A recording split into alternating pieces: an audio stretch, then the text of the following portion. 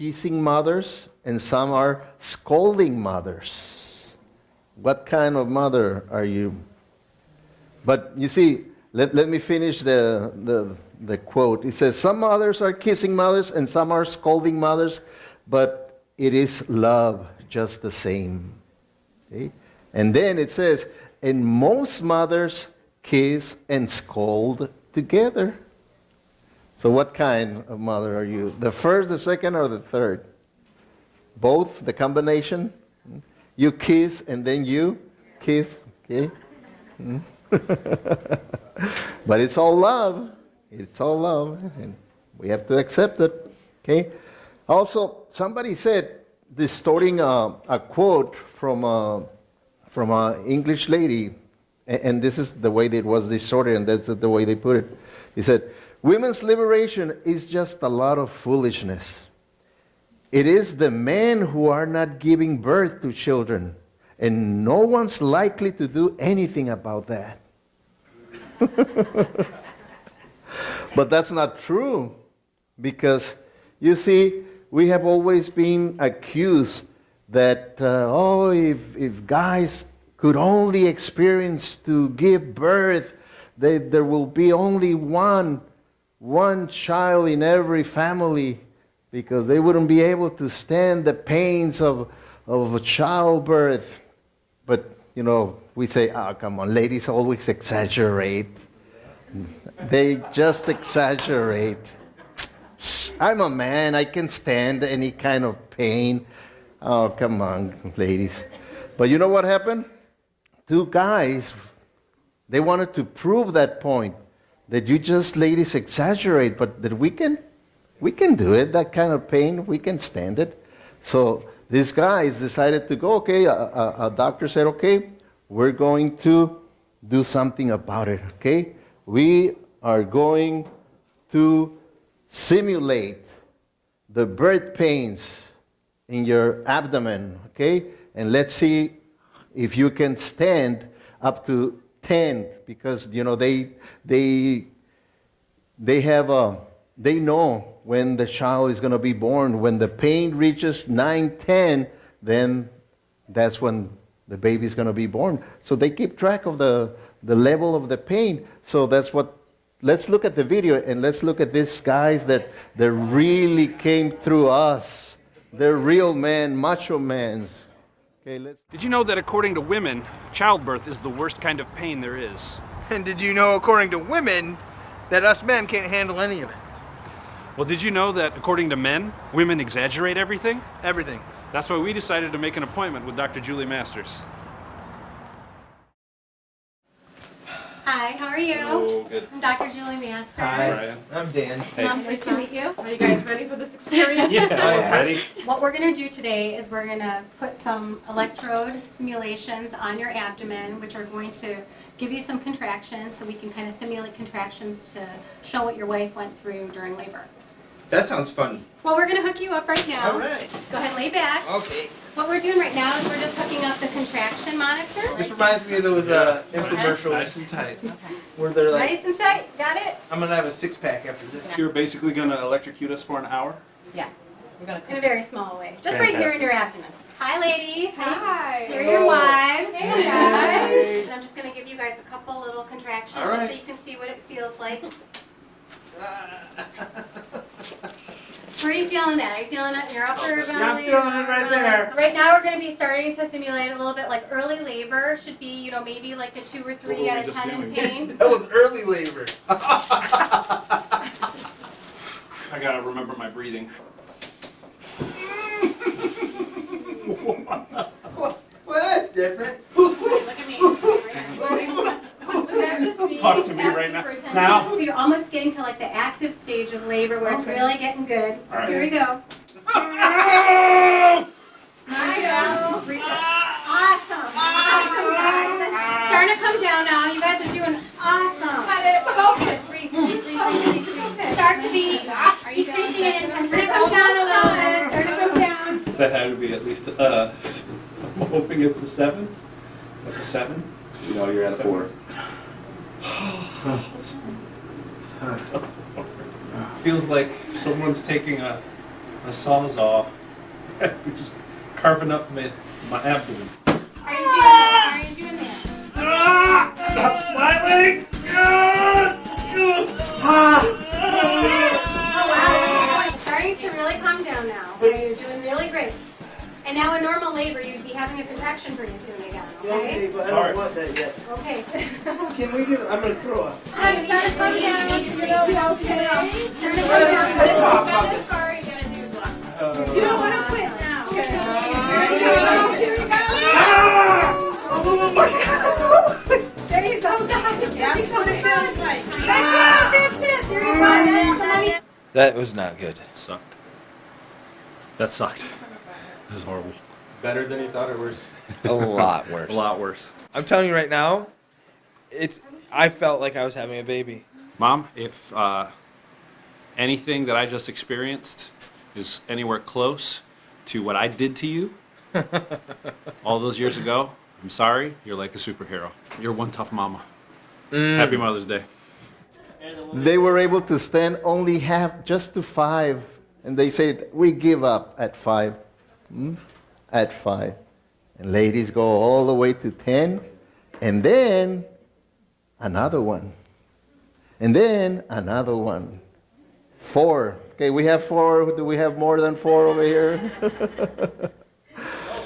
All right, 4 times. So that's why we take our heads to the ladies here, mothers. Happy Mother's Day. We wish you the best.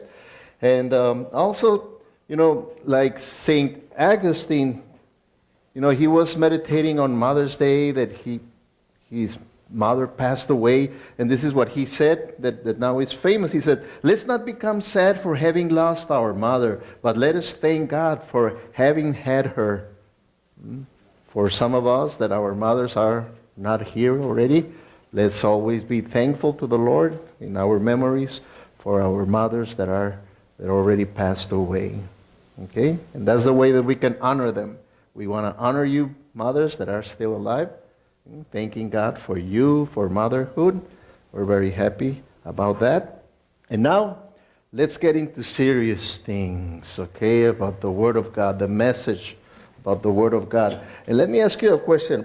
Is our society becoming more or less godly? Okay? Okay.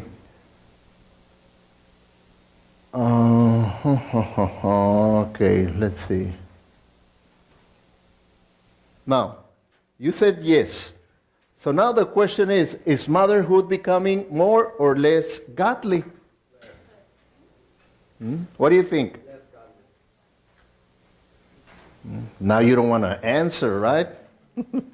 You were ready to answer with society. But when it comes to be to the point, because when we talk about society, we know it's in general. When we talk about mothers or fathers, then now you're singling me individually, so I'd rather not say nothing about it, okay? But, we need to be realistic. And we know that if society is becoming less godly, everything is becoming less godly, okay? Motherhood, fatherhood, the children, everything. Society is becoming less godly. So is motherhood becoming more or less godly? Okay? And to understand that, you see, the meaning of the word godly means, obedient to God, devoted to the Lord, committed to God, having a truthful character, a spiritual character. Do you think mothers nowadays are improving in godliness or decreasing in godliness?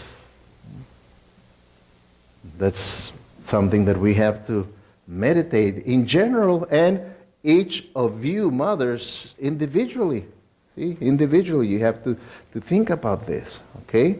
Now, we're going to be looking at how to be a godly mother, because if society is doing this kind of work in family, in marriage, in motherhood, then we need to fight back as Christians. as Christians. So, as Christians, we need to learn how to become a godly mother. You know, as you can see, every year they're getting married, and most likely they're going to make a family. They're going to have children. They're going to become mothers. Some of you are single, and if God's will, you're going to become a mother. Some of you are brand new mothers. So we need to learn how to become a godly mother. And a good example that we have is in 1 Samuel, the first 2 chapters. But we're gonna focus, and we're gonna read, if you want to open your Bibles, at the first chapter. At the first chapter of 1 Samuel. Okay? Hannah is a good example of a godly mother. Okay? Of maturity, of spirituality, of wisdom. Okay? That's the characteristic of being godly. When you're mature, when your relationship with the Lord is mature, and you have that godly wisdom, that spiritual wisdom. Okay? So, do you have it there? 1 Samuel chapter 1? Okay? All right. So, Chuy? 1 Samuel chapter 1? Okay?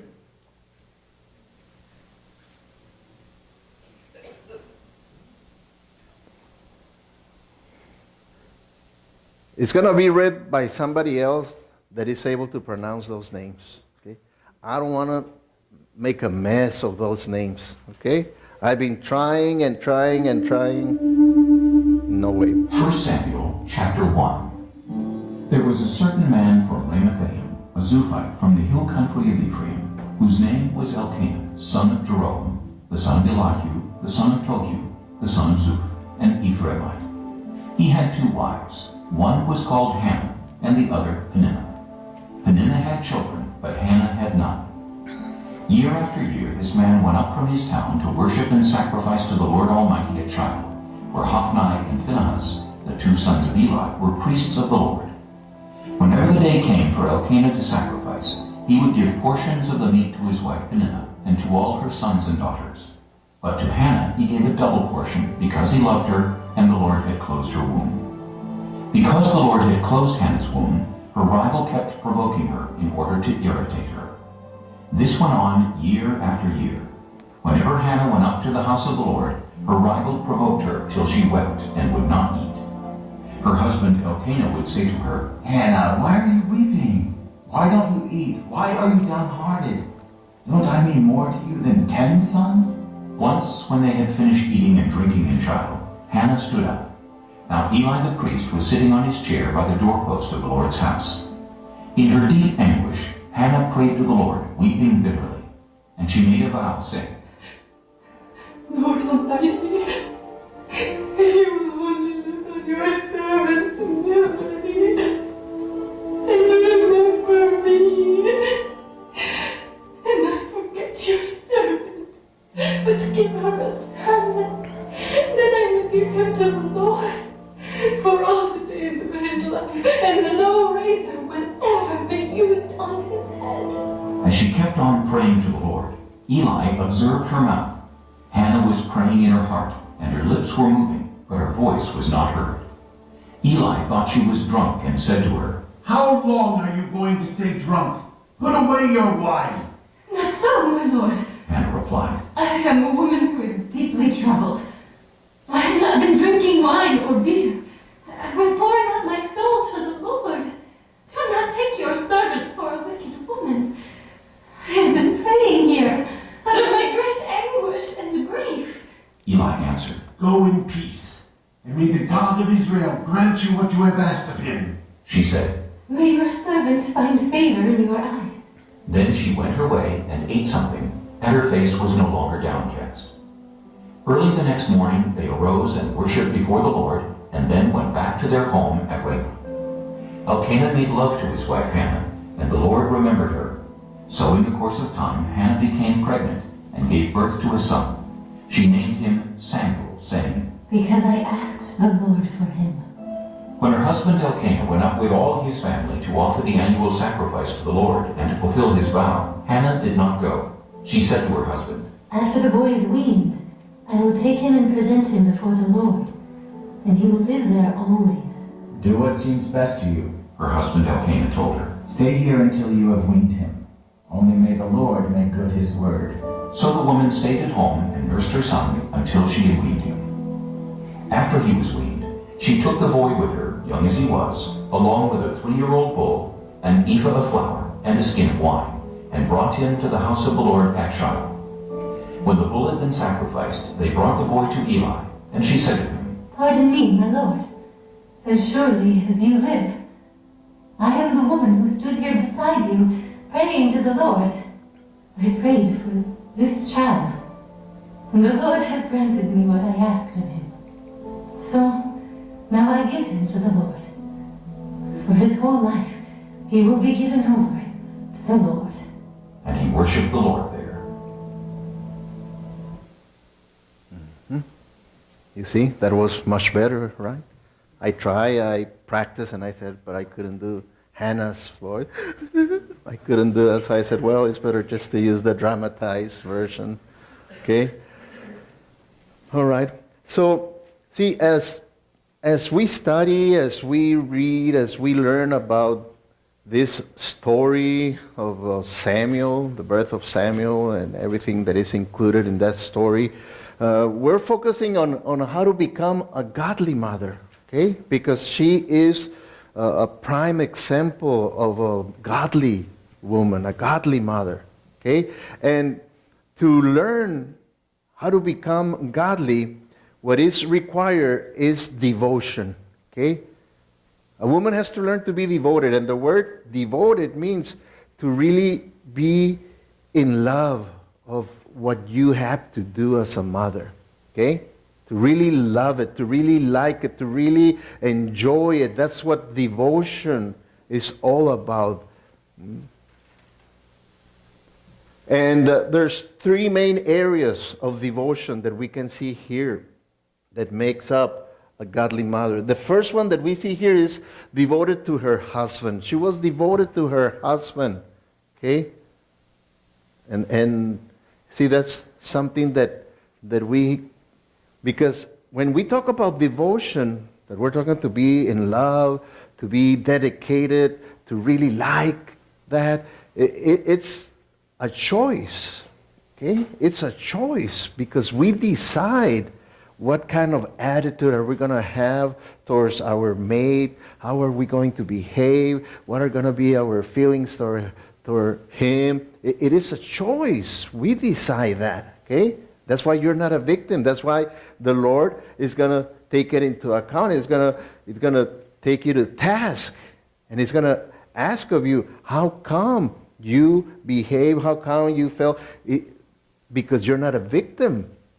Okay? If you were a victim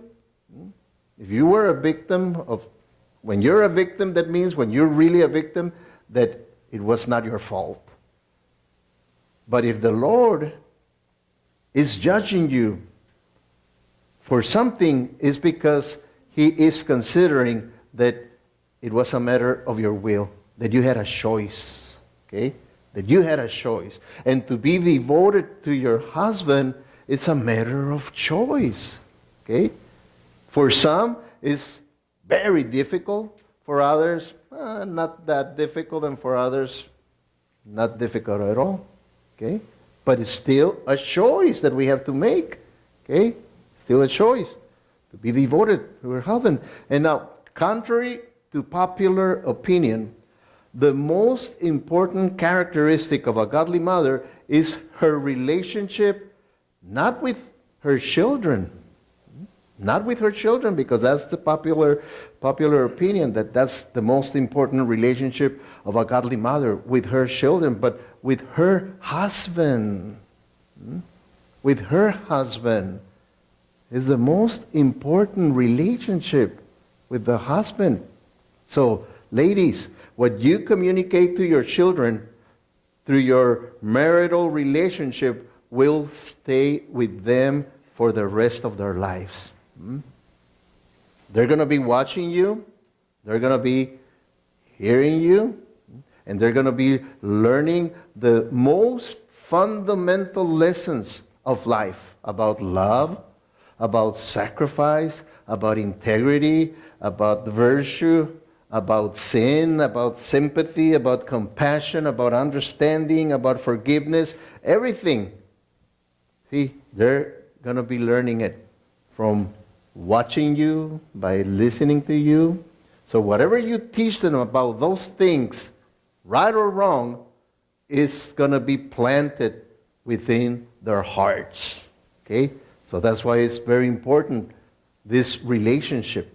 Okay? It's very important. And remember, this relationship, now think about this, ladies. Is your relationship with your children like the marital vows? What do we say in marital vows? That our relationship with our husband, our wife, is going to be until what? Until death. Okay? Does that apply to your children? No. They're going to leave home, the Bible says. The man will leave his mother and his father and join to his wife, and he will begin a new cell, a new family cell. But not the husband. We're going to remain there at home, husband and wife. So that's why that relationship, that's the one that is going to remain until death. Okay? So that's why the importance of that devotion, Because if the mother is just devoted to the children, what happened when the children leave the house? So, am I going to stay here in this house with this guy? Just us? Forget it. I'm leaving. I'm not going to stay with this guy. If I were here, if I was living in this, it was because of the children. But now that they are gone, I'm gone. That's the thing that's going to happen. See, that's why devoted, and that's the characteristic of a godly mother. If you really want to become a godly mother, you have to work on devotion to your husband. Okay? To truly be devoted to your husband. Okay? And one of the ways that we see the devotion that they created is, you see, they were dedicated to the faithful worship of God. Together. They had the same faith. Okay? They were dedicated to worshiping the Lord together. They were following the scriptures together. Okay? It says here, year after year, Elkanah and his family went up from his town to worship and sacrifice to the Lord Almighty at Shiloh, where Hophni and Phinehas, the two sons of Eli, were priests of the Lord. See, they were very faithful, following what the scriptures ask of them as Jews. Whatever the scriptures ask of them, they would do it as together, as husband and wife. They were at the same page spiritually. Okay? And they would go year after year after year. Okay? She never said, no, it's too hard to be traveling, because remember, they had to travel, and to travel they didn't have any airplanes, cars, buses, trains, nothing. All right, maybe not even a donkey. We're just going to walk. We're going to walk from here to Phoenix. Would you do that to go and worship? You know, sometimes living here in Coachella, we don't want to come to church because, it's raining. It's hot. And we have a car with air conditioner and everything, and we don't want to come to church right here in the valley. Okay? So that's what I'm telling you. The word devotion. Okay? That's where the word devotion comes in. It's something very powerful. So devoted to her husband. You want to become a godly mother? Work on be devoted to your husband. Work on it. See, it's a matter of will, matter of attitude to be devoted to your husband. Okay? Now, they were also dedicated to loving one another. Okay? Loving one another. They were loving the Lord, and now they were loving one another. That's why it says, whenever the day came for Elkanah to sacrifice, he would give portions of the meat to his wife Peninnah and to all her sons and daughters. Now, let me get something out of the way so that you get it out of your mind so that you can continue listening. Maybe you're asking, is it right to have 2 wives? How come God allowed this man to have 2 wives? I'm not going to answer that question because that's not the message, but write it down. Remember that we have a Wednesday for question and answers. That's the time when you can hear the answers. So write it down and put it in one of the black boxes, and I will answer it on what, because this is not the time to answer that kind of question. This is Mother's Day, okay? This is Mother's Day, so just get it out of the way from your mind, write it down, and submit it, and we'll work on it, okay? All right, so, and then it says, but to Hannah, he gave a double portion because he loved her, and the Lord had closed her womb. See, he loved her very specially. She was the love of his life. So the relationship between them was a relationship of love.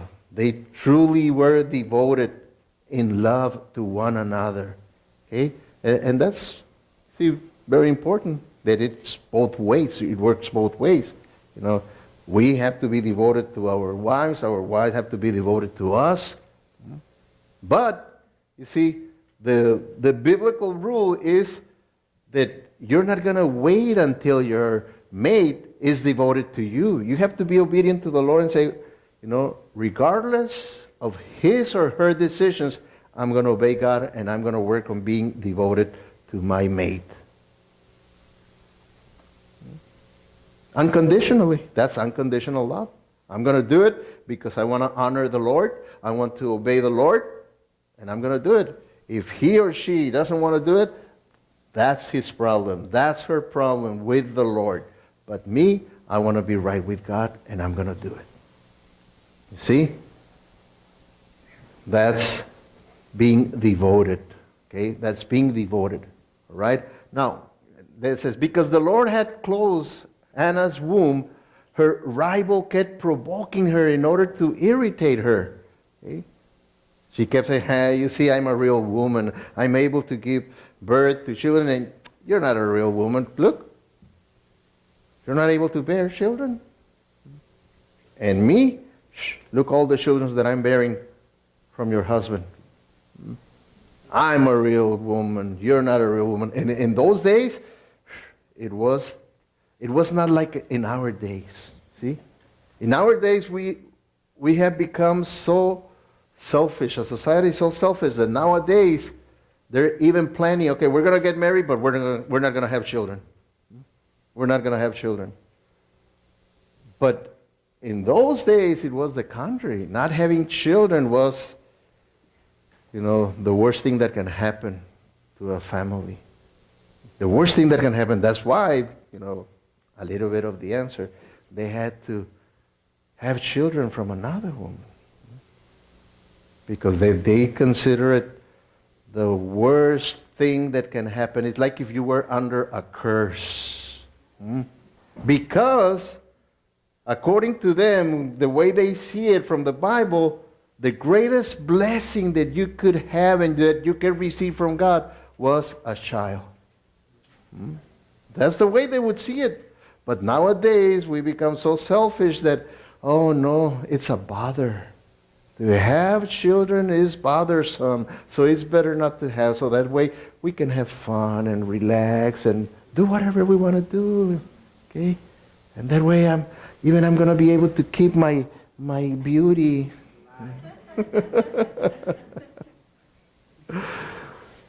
And it's a lie. You know, I had 3, and look at me.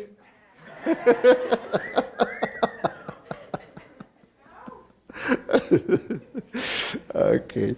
Verse 7. This went on year after year. Can you imagine year after year, whenever Hannah went up to the house of the Lord, her rival provoked her till she wept and would not eat. She would get depressed. She would get depressed because she felt that she was under a curse from God. That was the idea. Okay? That was the idea. So she was very sad. So what happened? Then her loving husband came, and with words of love, he encouraged her. Her husband would say to her, Hannah, why are you weeping? Why don't you eat? He was worried for her. He was in pain with her. Why are you downhearted? Don't I mean more to you than 10 sons? What was the obvious answer? Of course. Of course. If I ask this question to my wife right now, don't I mean more to you than 3? What is the answer?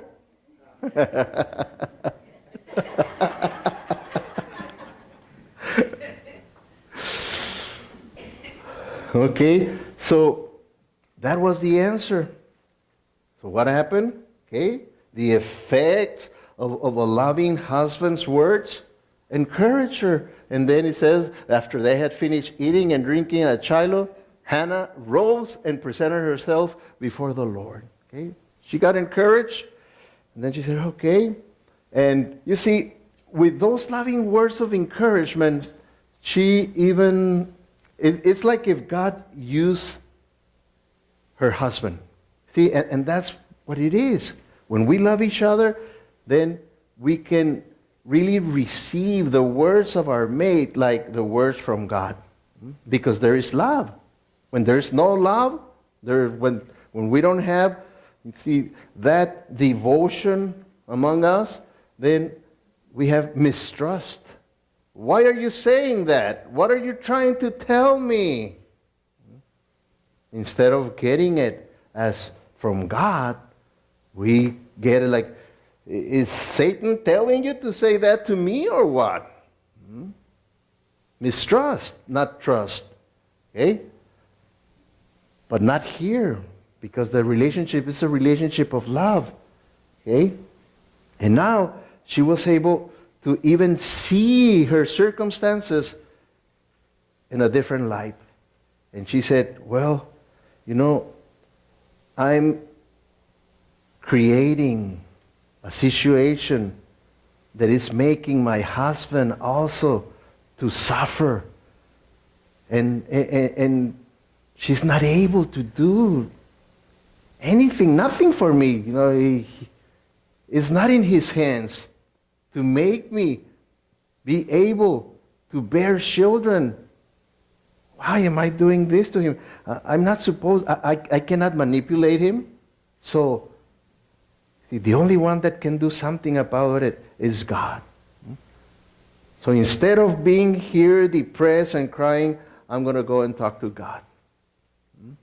I'm going to go and talk to God. And Hannah rose and presented herself before the Lord. Okay? She presented herself before the Lord. Now, a question here. Let's make a parenthesis. What if you're a single mother? Okay? Because, you see, the message, you're saying, well, Pastor, you're talking about being devoted to a husband, but I'm a single mother. I don't have a husband. Okay? So what if you're a single mother? What are your priorities? Okay? What are your priorities? Okay? Because you're a single mother, but the same thing remains. You should be working to become a godly single mother, right? A godly single mother, you should be working towards that goal. Okay? Now, what are the priorities of a single mother? Okay? To be devoted, first of all, to who? To the Lord. Okay? To be devoted to the Lord. Okay? Now, and if you're a married mother, What is your number one priority? To be devoted to who? To the Lord also. Okay? To the Lord. It just remains the same. The only reason that I mentioned first, devoted to the husband, is because I'm following the order of the chapter 1. But the biblical order is this. First, to the Lord. Love the Lord. Love your neighbor. And that's the closest person to you. That's your mate.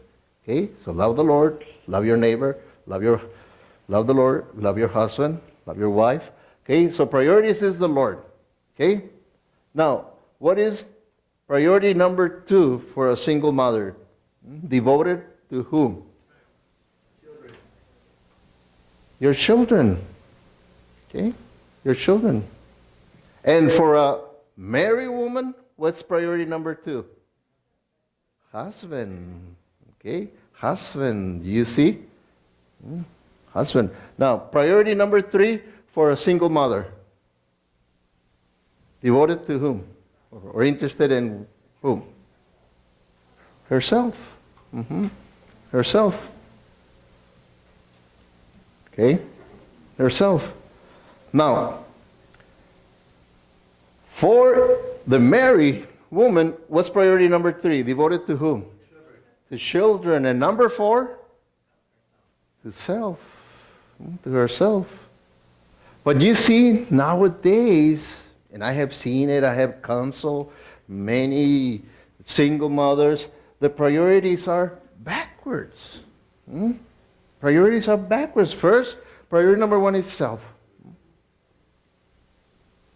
You know, one day I was counseling with a single mother, and she was sad and crying, and for her situation, she was just going through a divorce.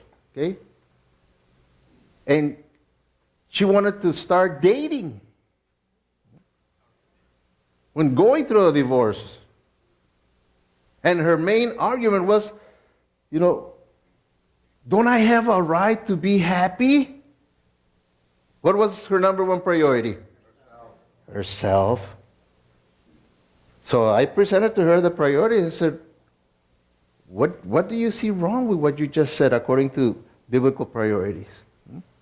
That you're self-centered, that you're selfish.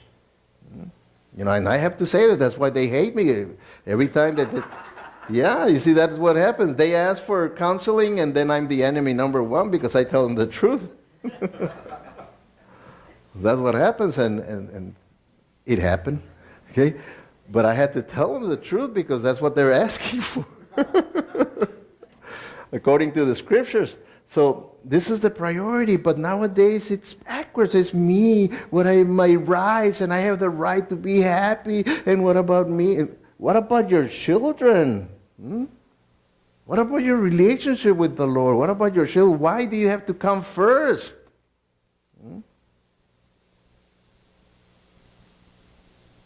Do you think that's godliness? No, this is godliness for a single mother. When a single mother have these priorities, the Lord, your children, and self, you know, you're working on godliness. You're working on godliness. So, see, we have to think about it. Now, number 2. Hannah, she was devoted to her God. She was devoted to her God. Okay? See, like many women today, Hannah struggled with the pain of infertility. Okay? Nowadays, there are many that they have the same pain of infertility. For some, you know, I've been reading, for some, it's a blessing. Say, oh, I don't have to worry about getting pregnant. Thank God. For some, no, it's painful. They want to do something, and they say, you know, thank God that, see, God has blessed us with other options. Even medical options. And they are working and trying to become mothers because they want to be mothers. They feel like, I want that kind of blessing to experience motherhood in my life. Okay? It's because, like Hannah, she wanted God's best. And for her, in her worldview, in her Christian or Old Testament worldview, the Hebrew worldview, that was the best that could happen to a woman, to be a mother. But nowadays, what happens? Why do you think abortion is so successful here in the United States? That thousands of babies are killed, destroyed every day. Thousands. Because they have this kind of mentality that is God's best for us children. Do you think that's the mentality? No. It's a problem. It's a hindrance. And you say, thank God that we have the freedom to get rid of this baby. And even I don't have to pay a penny, society is going to pay for my abortion. And we have to pay for that. Every time that you see your check and say, oh, come on, all these taxes I'm paying. Yeah, because you have to pay for that. For thousands every day. And it's expensive. It's like a surgery. How much does a surgery cost? Very similar, an abortion, and we have to pay for it. Thousands a day abortions. We're talking about millions of dollars a day on abortions, killing babies. But she wanted God's best, to be a mother. That's the devotion to God. When you're devoted to God, you see the things of God as blessings from the Lord. Blessings from the Lord. Okay? In her sadness, Hannah, she didn't complain to her husband. There was nothing he can do about it. And if you notice, she never fought back. When Penina kept tormenting her, every year she would do the same thing. Okay? But instead, you see, Hannah trusted the Lord through prayer. That's how we see the characteristics of a mother that is devoted to her God. We see her faith. We see her maturity here. Because it says in verse 15, not so, my Lord, when the priest thought that she was drunk. She said, not so, my Lord. Hannah replied, I'm a woman who is deeply troubled. I have not been drinking wine or beer. I was pouring out my soul to the Lord. She was a woman of prayer. She was devoted to her God, and she prayed with devotion to the Lord. Do not take your servant for a wicked woman. So, do you see the worldview in Hebrew life, among the Hebrews, among the Jews, the worldview? A mature spiritual woman, how they would see getting drunk, drinking wine, drinking strong drinks, they would see it how? As wickedness. As wickedness. But nowadays, it's just normal. Drinking, oh, there's nothing wrong. I can buy it here at the store, at the grocery store. I can buy the bottle here, so what's so wrong about it? There's nothing wrong. I just go to Cardenas, I just go to Ralph's or Walmart and buy whatever I want. And there's nothing wrong with it. But not in the biblical worldview. The biblical worldview, it is a different worldview.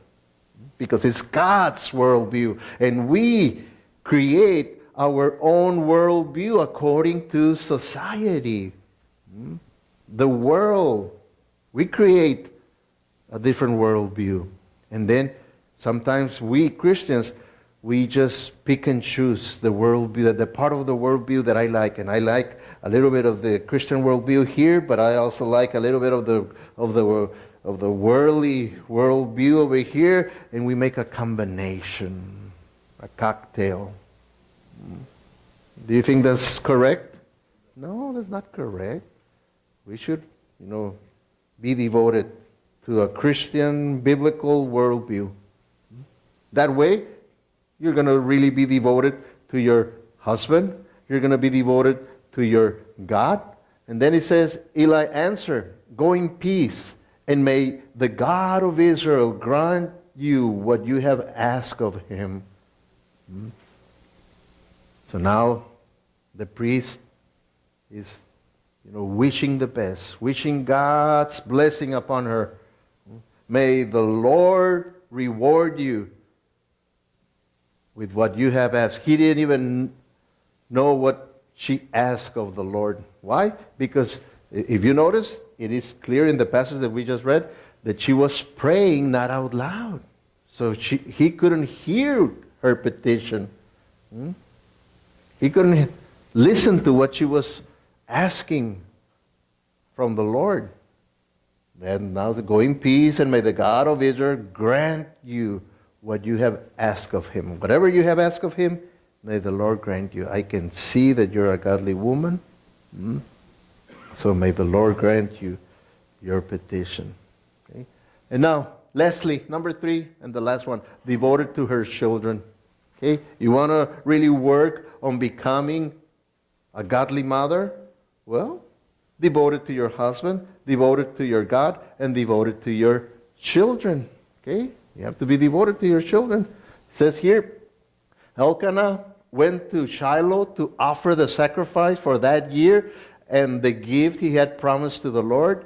He took his family with him. Like every year, they would go and do according to the scriptures. That was part of the commandments for each Jew to go every year. So he went. Verse 22, but Hannah did not go. She told Elkanah, "When the boy is old enough to eat solid food, I will take him to Shiloh. Then I will give him to the Lord. He will become a Nazirite. He will stay there at Shiloh." Okay? So she's saying, "No, I'm not going. I have a responsibility with this baby. I have to right now be focused. This is a gift from God, and now I have to be focused on him. I have to be dedicated to my children." Okay? So Hannah's husband, Elkanah, said to her, "Do what you think is best." So Hannah stayed at home to nurse her son until he was old enough to eat solid food. And nowadays, see, mothers, they're in a hurry to get rid of the baby. They have a baby and they're in a hurry to get rid of the baby. And you see, in order not to feel guilty, you say, "I found a real good place for the baby." No, the best place is with you.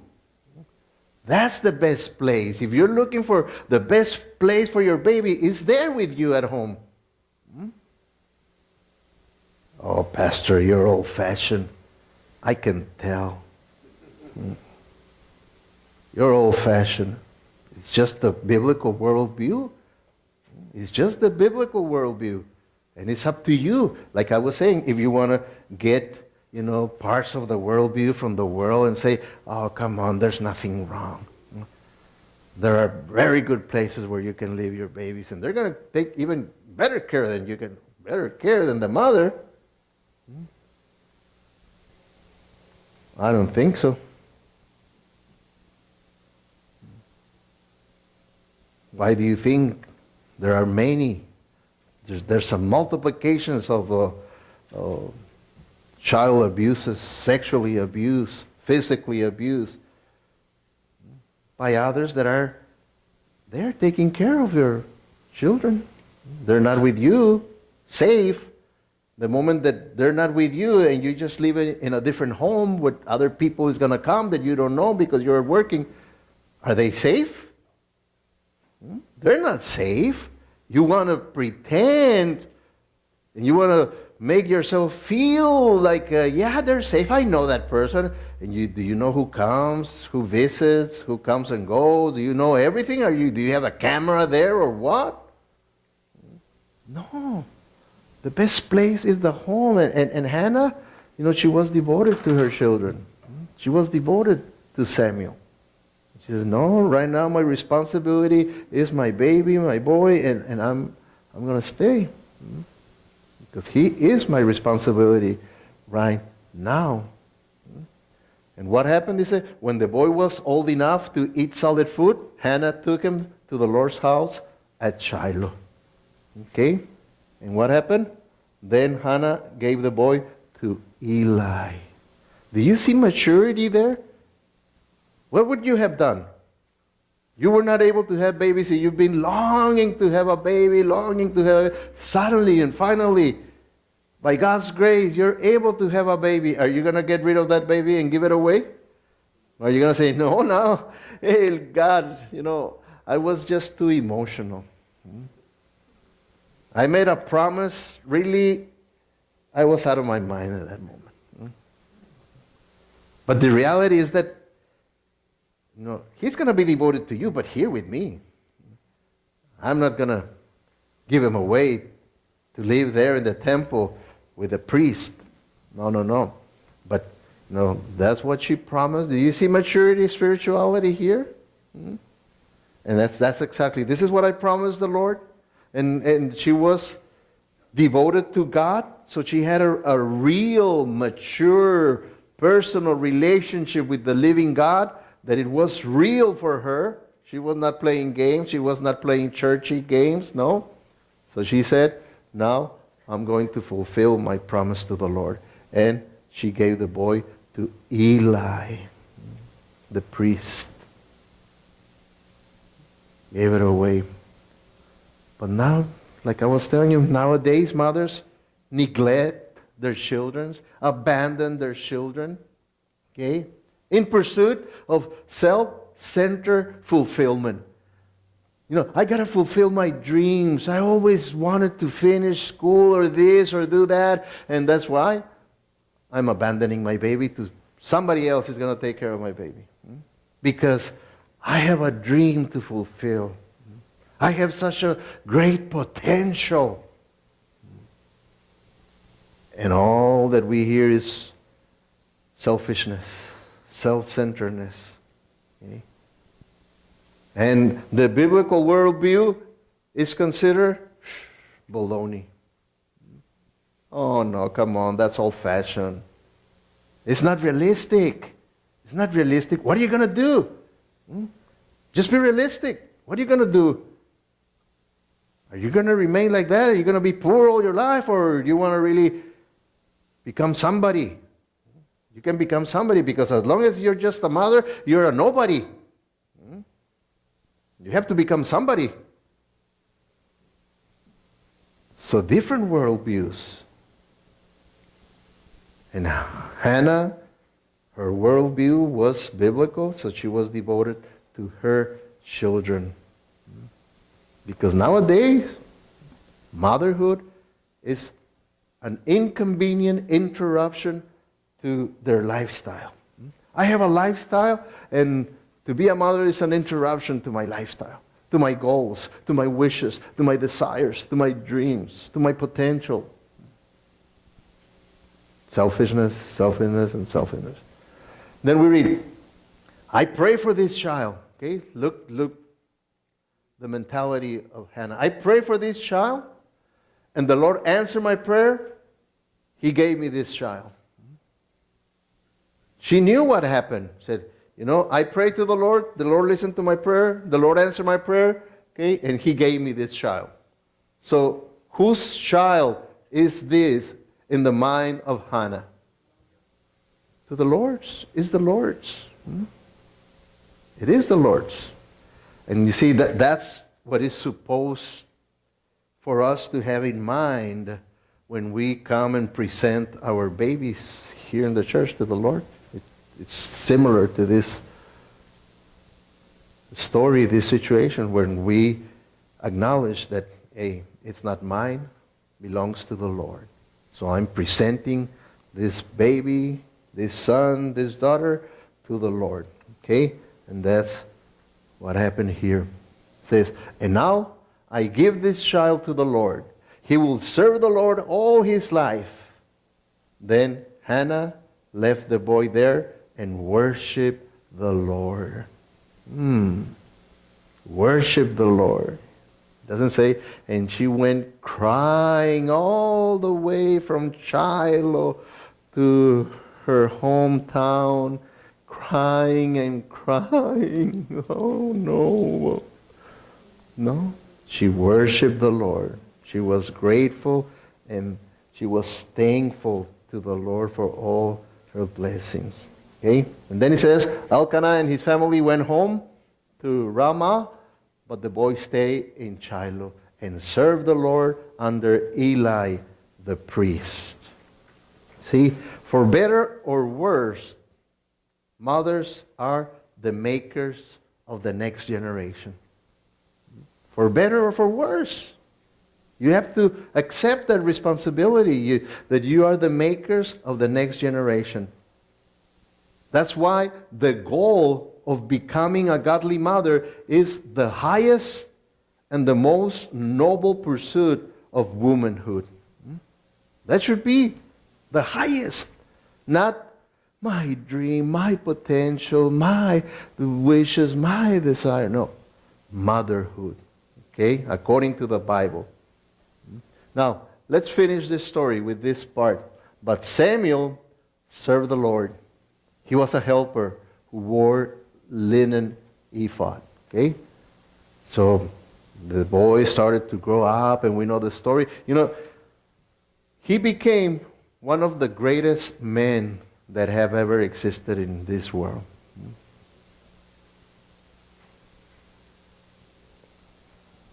Every year, Samuel's mother made a robe for Samuel. Okay? She was still interested in him. She didn't say, I got rid of him, forget it. I don't know why I was asking for a boy. It's better to be single without a children. Oof, I'm glad that he is there. No, every year Samuel's mother made a robe for Samuel. She took the little robe to Samuel when she went up to Shiloh with her husband for the sacrifice every year. She was very happy to go and see her children growing in the things of God, serving the Lord in the temple. Okay? And Eli would bless Elkanah. See, the priest would bless Elkanah and his wife. He would say, may the Lord give you more children through Hannah, who will take the place of the boy she prayed for and gave to the Lord. Elkanah and Hannah went home. And what happened when they went home? What happens when husband and wife go to their home and then now they relax at home? So the Lord was kind to Hannah, and she had 3 sons and 2 daughters. So the boy Samuel grew up at the holy place near the Lord. 3 sons and 2 daughters, 6 in all children she was able to have. You see the blessing? So, ladies, you have here a clear road map to follow so that you can become a godly mother. Be devoted to your husband, and if you're single, okay, be devoted to the Lord, be devoted to your children, and at the end of the road, yourself. Okay? But if you're married, devoted to your husband, devoted to your Lord, and devoted to your children.